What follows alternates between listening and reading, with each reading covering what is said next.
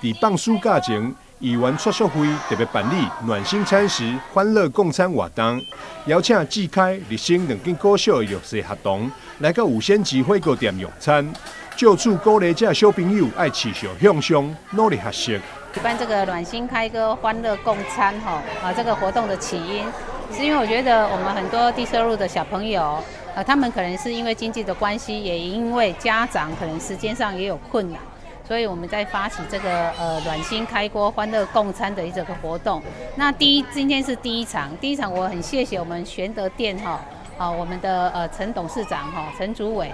他共襄盛举。那我们后续在南区就学童部分，我们会陆续再开6场，希望说南区的低收入小朋友都能够共襄盛举。感谢议员真的提供这个机会，让我们的孩子尤其是我们的孩子都是属于低收、中低收的孩子那平常说真的要到店里面的机会有，但是没有那么多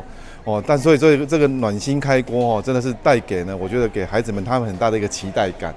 暖心餐食欢乐共餐，结合了真侪爱心单位共同参与，协助赞助的台南玄德店委员陈秋宽以及东滨爱心会理事长张玉明表示，真荣幸嘛，真欢喜会当参与这项活动，呼吁大家做伙来加入关怀行列。我代表玄德店，谢谢蔡议员有举办这个活动，让我们能够参与，然后对社会做点贡献。那么开始办了以后，后边会当延续会当就做一个代表性等大家这个蔡淑慧议员会当发起这个活动，希望大家以后大家会当多